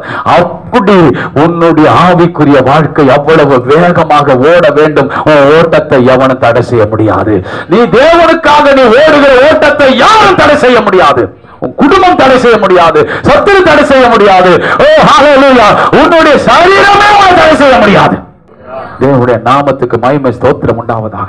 18 கிலோமீட்டர் ஓடுறாங்க. எலியா வேகமா ஓடுறான். என்ன ஓட்டம், என்ன வேகம்! ஓடி ஓடி ஓடி ஓடி ஆகாப்பு ரதம். அவன் ஒரு பெரிய என்ன சொல்ற ராஜா. ஒரு ராஜாவோட ரதத்துல எத்தனை குதிரை வச்சிருப்பான், எத்தனை குதிரை வேகமா போயிருக்கும். ஆனா மழை ஒரு பக்கம், இயற்கையும் இந்த ஓட்டத்தை தடை செய்ய முடியவில்லை. அரசாங்கமும் இந்த ஓட்டத்தை தடை செய்ய முடியவில்லை. எத்தனை பேர் விசுவாசிக்கிறீங்க? அல்லேலூயா. ஆகாபுடைய ரதமும் இந்த ஓட்டத்தை தடை செய்ய முடியவில்லை. இந்த உலகத்துல புது புது ரதம் வந்திருக்கலாம். ஆமென். என்னமோ ஆடி கேடி என்னமோ வருது இப்ப. ஆமென். அப்புறம் ரோல்ஸ் ராயா இந்த மாதிரிலாம் வருது. கர்த்தருக்கு ஸ்தோத்திரம். அல்லேலூயா. ஆமென். என்னமோ புது புது வெஹிக்கிள் இப்ப வருது. BMW, அப்புறம் கர்த்தருக்கு ஸ்தோத்திரம். என்ன அந்த பசங்க பைக் எல்லாம் பாக்குறேன், இந்த பைக் சூப்பரா, அந்த பைக் சூப்பரா. கர்த்தருக்கு ஸ்தோத்திரம். எத்தனை பைக் வந்தாலும் ஆவியானவர் பலன் உனக்குள் இருந்தா அதை விட நீ வேகமா நீ செயல்படுவப்பா. ஆமென், அல்லேலூயா. எல்லாம் இந்த பூமியில தான் வேகம். ஆண்டவருக்காக நீ வல்லமையாய் செயல்படக்கூடிய ஒரு மாபெரும் ஓட்டத்தை கர்த்தர் உனக்காக வைத்திருக்கிறார். அந்த ஓட்டத்தை யாவரும் தடை செய்ய முடியாது. பக்கத்துல கையை பிடிச்சு சொல்லுங்க, பக்கத்துல கையை பிடிச்சு சொல்லுங்க, உங்க ஓட்டத்தை யாரும் தடுக்க முடியாது. எல்லாரை விட நீ வேகமா ஓடுவ. அந்த பலன் உனக்குள்ள இருக்கு. அல்லேலூயா, அல்லேலூயா, அல்லேலூயா. கர்த்தருக்கு காத்திருக்கிறவர்கள் எழும்புவார்கள். கர்த்தருக்கு காத்திருக்கிறவர்கள் மற்றவர்களை விட வேகமாய் ஓடுவார்கள். அல்லேலூயா. இன்னைக்கு மற்றவங்களை பார்க்காதீங்க, ஐயோ அவங்க என்னை விட சிறப்பா இருக்கிறாங்களே, அவங்க ரொம்ப நல்லா இருக்காங்க, இவங்க தாழ்வு மனப்பான்மையை உடைத்து போடுங்கள். ஆண்டவர் சொல்லுகிறார், உனக்குன்னு ஒரு பலனை நான் வச்சிருக்கிறேன், நீயும் ஓடுவாய். நீ ஒரு மூளையில முடக்கி உட்கார மாட்டாய், நான் உன்னை ஓட வைப்பேன். அல்லேலூயா. சில ரிப்பேர் ஆன காரோ பைக்கோ எடுத்து மெக்கானிக் கிட்ட கொடுத்தா என்ன செஞ்சிருவான்? ஓட வச்சிடறானே, ஓட வைக்கிறான் இல்லைங்களா? இந்த உலகத்தில் இருக்கிற மெக்கானிக்க ஓடாத வண்டி என்ன செய்யறான்? ஓட வைக்கிறான். கர்த்தருக்கு ஸ்தோத்திரம். ஆமென். நம்ம ஆண்டவர் அதை விட பெரிய மெக்கானிக். அல்லேலூயா. எந்த மனிதனை அவரால் பிரகாசிக்க வைக்க முடியும்? எந்த மனிதன் அவரால் ஓட வைக்க முடியும்? பிரைஸ் எல்லாம். அல்லேலூயா. அலங்கார வாசலில ஒருத்தனை டெய்லி அலங்கார வாசல்ல கொண்டு வந்து அலங்காரம் பண்ணி வைப்பாங்க. அல்லேலூயா. எதற்காக? மனிதனிடத்தில் எதிர்பார்ப்பதற்காக. ஒரு நாள் யோவானும் பேதுருவும் ஆலயத்துக்கு வந்தாங்க. அவன் ஏதாவது கிடைக்கும் அப்படியே பாக்குறான், ஏதாவது கிடைக்குமான்னு பாக்குறான். அவங்க சொல்றாங்க, எங்க இடத்துல வெள்ளியும் இல்ல. கர்த்தருக்கு ஸ்தோத்திரம். வெள்ளியும் பொண்ணு எங்க கிட்ட இல்ல, ஆனா ஒண்ணு இருக்குது, நசரனாகி இயேசுவின் நாமத்தினால நீ எழுந்து நட. எழுந்து நடன்னு சொன்ன உடனே கர்த்தருக்கு ஸ்தோத்திரம். எந்த இடத்துல உட்கார்ந்து இருந்தானோ அதே இடத்துல நடந்தா, குதித்தா, ஓடுனா அப்படி எழுதப்பட்டிருக்கிறது. அங்க ஆண்டவரை மகிமைப்படுத்தி அந்த இடத்துல ஒரு மாபெரும் ஒரு வெளிய கிரியை கர்த்தர் வெளிப்படுத்தினார். அந்த ஆலயத்துல அந்த மனுஷன் மூலமா நடந்த அற்புதம் தான் கர்த்தருக்கு ஸ்தோத்திரம். சாலமோன் மண்டபத்தில் இருந்த ஆலயம் இப்பொழுது அல்லேலூயா வெளியே வந்தது. அல்லேலூயா. அதுதான் முதல் அப்போஸ்தல காலத்தில் உருவாக்கப்பட்ட அந்தியோகியா சபை. அல்லேலூயா. பாரம்பரியமாய் ஒரு கட்டடத்தில் இருந்த சபை, பாரம்பரியமான சாலமோன் மண்டபத்தில் நடந்த சபை இப்பொழுது திறந்த வெளிக்கு அது வந்தது. அல்லேலூயா. திறந்த வெளிக்கு வந்தது சபை, ஏராளமாய் திறந்த வெளிக்கு வந்தது. அல்லேலூயா. நான் விசுவாசிக்கிறேன், ஆண்டவர் உனக்கு செய்ய போகிற அற்புதத்தின் மூலமாக சபை திறந்த வழிக்கு வரும் ஐயா. சபை ஒரு உள்ளடக்கக்கூடிய ஒரு கட்டடத்தில் அல்ல, ஒரு திறந்த வழிக்கு கத்த கொண்டு வருவார். நீ கர்த்தருக்கு காத்திருந்தால் உன்னை கொண்டு அந்த அற்புதத்தை கத்த செய்வார். ஒரு முடவனை நீ நடக்க வைத்து விட்டால் திரளான மக்களை கத்த கொண்டு வந்து விடுவார். ஒரு குருடனை பார்வையிட வைத்து விட்டால், ஒரு குஷ்டரோகியை சுகமாக்கி விட்டால், ஆண்டவர் உண்மையாய் சபையை கட்டடத்துக்குள் அல்ல, எண்ணிக்கைக்கு அடங்கக்கூடிய கட்டத்துக்குள் அல்ல, ஒரு திறந்த வழி மைதானத்தில் சபையை வெளியே கொண்டு வருவார். தேவன் அப்படி செய்வோம். ஓட்டத்தை யாரும் தடை செய்ய முடியாது. கடைசியாக ஒன்று சொல்லி முடிக்கிறேன், அவர்கள் நடந்தாலும் என்ன செய்ய மாட்டாங்களாம்? சொல்லுங்க பார்க்கலாம். நான் எழும்புவேன்.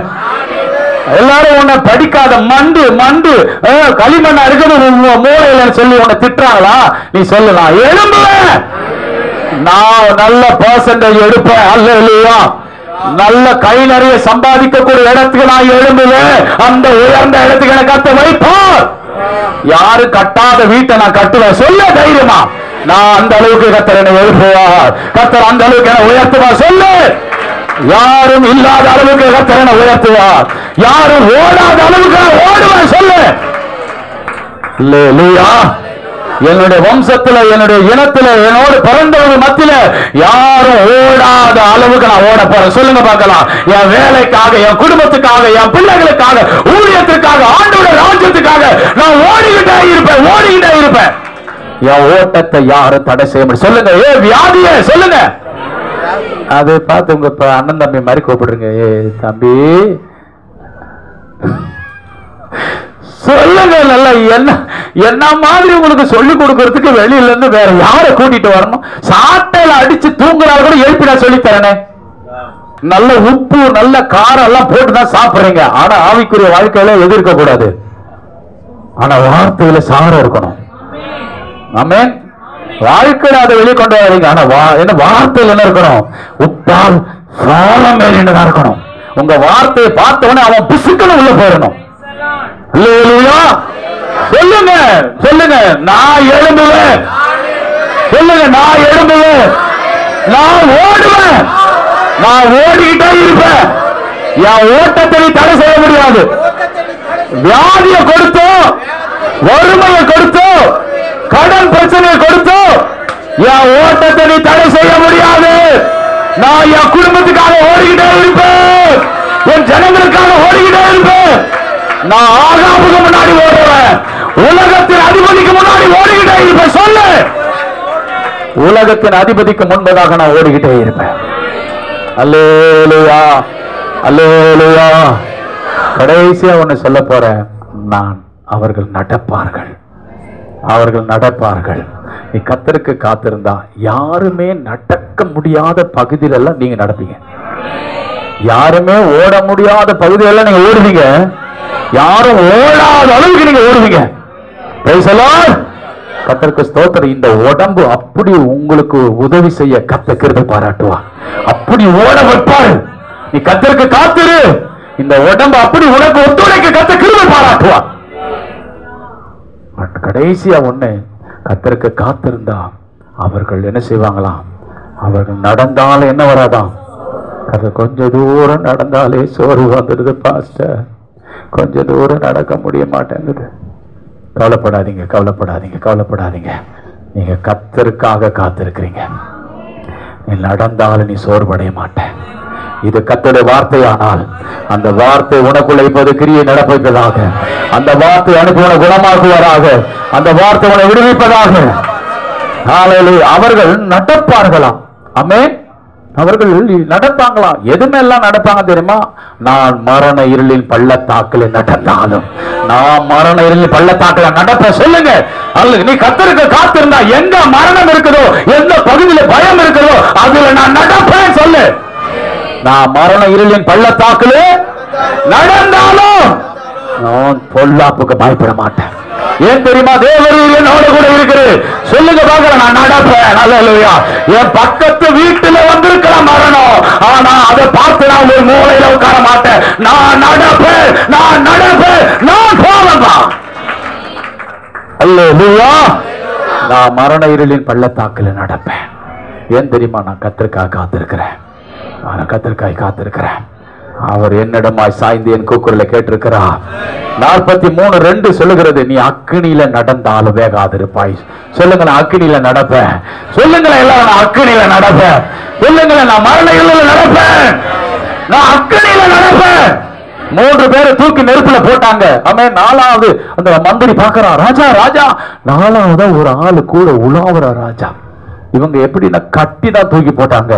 ஆனா நான் பாருங்களேன், ஒரு அற்புதத்தை பாருங்களேன். இந்த நெருப்பு கட்டை மட்டும்தான் சுட்டரிச்சதை தவிர ஆளுடைய தலைமுடியில இருந்து பாதை வரைக்கும் வஸ்திரம் வரைக்கும் ஒரு டச் பண்ணல. அப்ப நெருப்புக்கு நல்லா தெரியுது, இவங்க கர்த்தருக்காக காத்திருக்கிறோம், இவங்க கர்த்தருக்காக காத்திருக்கிறோம். அவன் நெருப்பு பற்றி எரியும், ஆனா அது உனக்கு ஆச்சரியமான அற்புதமான காரியத்தை செய்யத பற்றி எரியும். உன்னை விடுவிக்கதான் பற்றி எரியும், உன்னை அழிக்க அது பற்றி எரிய கர்த்தர் விடவே மாட்டாரையா. 4 பேரைய நல்லா கட்டில தூக்கி போட்டாங்க. ஆனா கட்டு மட்டும்தான் எரிஞ்சதை தவிர ஒரு உடம்புல தலைமுடியிலிருந்து பாதை வரைக்கும் ஒரு டிரெஸ் கூட என்ன வரலையா, ஒன்னும் எரியவே இல்லைங்க. இந்த நெருப்புக்கு கட்டை மாத்திரம் எரித்த இந்த நெருப்புக்கு கட்டி போட்டாங்கல்ல, இந்த இத கட்ட மாட்டோம்னா இது எரிக்க தெரிஞ்ச அந்த நெருப்புக்கு ஏன் ஆளை எரிக்க தெரியல? அதுக்கு நல்லா தெரியும். கட்டு இவங்களுக்கு என்ன செய்யணும்? அவிழ்த்து விடணும். ஏன்னா இவங்க கர்த்தருக்கு காத்திருக்கிறவங்க, இவங்களை யாரால கட்ட முடியாது. இவங்க விடுதலையா உலாவறவங்க, இவங்க நடக்க வேண்டியவங்க, இவங்க உட்கார வேண்டியவங்க, படுத்திருக்க வேண்டியவங்க, ஒரு பயந்து ஒரு மூலையில் இருக்க வேண்டியவங்க, இவங்க நடக்க வேண்டியவர்கள். நீ சிங்கத்தின் மேலோ விரியன் பாம்பின் மேலோ நீ நடந்து நீ திரியணும். அல்லேலூயா, அல்லேலூயா, அல்லேலூயா, அல்லேலூயா. கர்த்தருக்கு மகிமை ஸ்தோத்திரம் உண்டாவதாக. சங்கீதம் 138:7 சொல்லுகிறது, குறித்துக் கொள்ளுங்கள், நான் துன்பத்தின் நடுவில் நடந்தாலும் கர்த்தர் என்னை உயிர்ப்பிப்பார். சொல்லுங்க ஹல்லேலூயா. நான் மரண இருளின் பள்ளத்தாக்குல நடப்பேன். ஹல்லேலூயா. எங்கெல்லாம் நடப்போம் தெரியுமா? சொல்லுங்க சொல்லுங்க. எங்கெல்லாம் மரணம், எங்கெல்லாம் மரண பயம் இருந்ததோ, எங்கெல்லாம் நடுக்கம் இருந்ததோ, எங்கெல்லாம் என்னை விழுங்கி விடுவாரோ என்று இருந்ததோ, அந்த இடத்துல அதன் மேல, அந்த விரியன் பாம்பின் மேல, அந்த சிங்கத்தின் மேல, அந்த பால சிங்கத்தின் மேல நான் தலை மேல காலை வச்சு நான் நடப்பேன் ஐயா. நான் நடப்பேன். சொல்லு, நான் நடப்பேன். நான் நடப்பேன். அல்லேலூயா, அல்லேலூயா, அல்லேலூயா. நான் அக்கினியில நடப்பேன். அல்லேலூயா.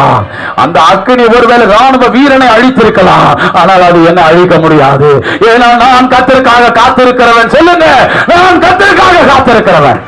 நான் துன்பத்தின் நடுவுல நடப்பேன். துன்பத்தின் நடுவுல, ஆமென் ஆமென். உலகத்திலேயே கோடீஸ்வரன் துன்பத்தின் நடுவுல நடப்பான கேளுங்க. நீங்களும் நானும் துன்பத்தின் நடுவுல நடந்துட்டு இருக்கிறாங்க. துன்பத்தின் நடுவுல நீங்க வாழ்ந்துட்டு இருக்கிறீங்களே. ஆமே, பிசினஸ் ஃபெயிலியர் ஆகி குடும்பமா போய், ஆமே, காலையில 6 மணி ட்ரெயின்ல குடும்பமாக இருந்து சாகான பேப்பர்ல போடுறாங்களே. குடும்பமாய் விஷம் குடிச்சது அப்படியே பெட்ரூம்ல தற்கொலையாய் மரித்து போனாலும் எழுதப்பட்டிருக்கிறது பத்திரிகை தாள். ஆனா துன்பத்தின் நடுவுல அவனால நடக்க முடியல. நீ நானும் நடந்து கொண்டிருக்கிறோம் ஐயா. எத்தனை உபத்திரவம், எத்தனை பாடு, எத்தனை வேதனை, எத்தனை வியாதியோட துன்பத்தின் நடுவுல நீ நானும் நடக்கிறோம் ஐயா. காரணம் என்ன தெரியுமா? நீ நானும் கர்த்தருக்காய் காத்திருக்கிறோம். இருக்கிற இடத்துல எல்லாரும் எழுமி நிற்கலாமா? எல்லாரும் எழுமி நிற்கலாமா? அல்லேலூயா. நான் துன்பத்தின் நடுவுல நான் நடந்தாலும் நான் கர்த்தருக்காக